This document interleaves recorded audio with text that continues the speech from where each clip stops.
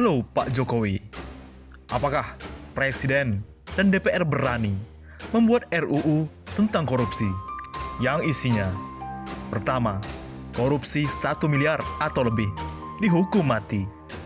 Kedua, korupsi 100-990 juta dihukum seumur hidup. Ketiga, korupsi 1-99 juta dihukum 25 tahun. Pasti tidak akan pernah ada RUU itu. Undang-undang seperti pisau, tumpul ke atas. Pak Jokowi, kenapa Anda tega dengan rakyat? Pak Jokowi, kenapa Anda harus setujui RUU itu? Pak Jokowi, kami rakyat butuh makan. Kami butuh pekerjaan. Pak Jokowi, kalau seperti ini, bagaimana kami harus hidup? Bagaimana nasib generasi bangsa selanjutnya, wahai Bapak Jokowi? Kemana janji Anda saat kampanye? Saya jadi teringat Presiden sebelum Jokowi, Pak Susilo Bambang Yudhoyono. Dulu, 10 tahun jadi presiden, duit BBM rakyat yang menikmati. Dulu, 10 tahun jadi presiden yang tidak mampu berobat gratis. SBY, 10 tahun jadi presiden, tidak pernah minta sumbangan sama rakyat.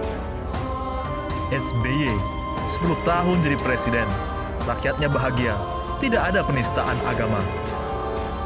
SBY, 10 tahun jadi presiden, tidak ada petugas KPPS, meninggal 700 orang. Pak SBY, 10 tahun jadi presiden, tidak ada anak STM mendemonya. Bapaknya AHY, 10 tahun jadi presiden, tidak pernah menciduk rakyat biasa yang membencinya. SBY, 10 tahun jadi presiden, Papua aman. SBY, 10 tahun jadi presiden, tidak ada pengungsi 5.000 orang. Pak SBY, 10 tahun jadi presiden, tidak ada rakyat menjerit kelaparan. SBY, 10 tahun jadi presiden, tidak ada politisir agama dan Pancasila. Pak SBY, 10 tahun jadi presiden, tidak ada bantuan atas nama presiden.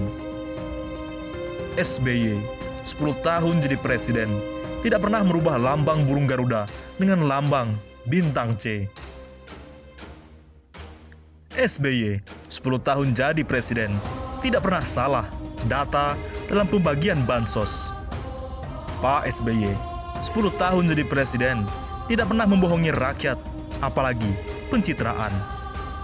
10 tahun jadi presiden, SBY selalu hadir di sidang PBB. SBY, 10 tahun jadi presiden, tidak pernah memelihara buzzer. SBY, 10 tahun jadi presiden, polisi tidak pernah ditonjok oleh anak STM. SBY, 10 tahun jadi presiden, perbedaan keyakinan hidup damai di negeri ini. SBY, 10 tahun jadi presiden, tidak pernah menggunakan TKA Cina dalam soal pembangunan. Asli, karya anak bangsa. SBY, 10 tahun jadi presiden, tidak ada menteri ditusuk dengan senjata Naruto. SBY, 10 tahun jadi presiden, tidak pernah melepaskan koruptor atau tahanan umum dengan alasan apapun. SBY, 10 tahun jadi presiden, aset tidak pernah diserahkan ke asing. SBY, 10 tahun jadi presiden, balita aman dari vaksin palsu. Terima kasih Pak SBY telah mengabdikan diri kepada negara. Dan terima kasih juga untuk anak Anda AHY yang berkoalisi dengan rakyat, walaupun dikucilkan. Setelah ngomongin Bapak SBY, kita jadi teringat dengan Puan Maharani. Dia menangis saat SBY menaikkan harga BBM 20%. Sidang paripurna kemarin, pengesahan Omnibus Law, rancangan Undang-Undang Cipta Kerja, menjadi undang-undang diwarnai sejumlah kejadian. Salah satunya adalah ketika Ketua DPR RI, Puan Maharani, mematikan mikrofon saat anggota DPR RI, Irwan, dari fraksi Partai Demokrat berbicara. Video itu viral di mana-mana, jadi perbincangan. Kejadian ini bermula saat Irwan menyebut bahwa undang-undang ini berpotensi memperparah kerusakan lingkungan hingga menghilangkan hak-hak rakyat kecil. Belum selesai berbicara, Puan terlihat menekan tombol untuk mematikan mikrofon. Akhirnya, fraksi Partai Demokrat melakukan aksi walkout. Politikus Partai Demokrat Andi Arief pun mengkritik cara Puan membungkam suara salah satu kader Partai Demokrat itu. Anggota fraksi Demokrat sedang berbicara, tiba-tiba mic dimatikan. Dulu kau menangis. Kami berikan tampungan dalam wajan-wajan penghormatan. Puan Maharani, apakah kau tak ingat itu? Seperti diketahui, pada era Presiden SBY, aksi walkout dilakukan fraksi PDIP terkait harga BBM saat sidang paripurna DPR 31 Maret 2012. 8 tahun silam, sejumlah anggota DPR dari Partai Moncong Putih yang walkout terlihat menitikan air mata. Saat itu, Ketua DPR adalah Marzuki Ali dari Partai Demokrat, sedangkan Puan Maharani adalah Ketua fraksi PDIP. Sekarang, mengapa Ibu Puan tidak ada air matanya? Memang lucu negeri ini. Wiji Tukul dihilangkan, Novel Baswedan diteror, dan sekarang Najwa Shihab mau dipenjara. Wawancara kursi kosong yang dilakukan presenter Najwa Shihab berbuntut panjang. Wawancara monolog yang dilakukan dalam acara Mata Najwa beberapa waktu lalu dipresentasikan sebagai Kementerian Kesehatan. Terawan Agus Putranto dilaporkan oleh relawan Jokowi Bersatu. Mereka menilai tindakan Najwa masuk dalam kategori cyberbullying.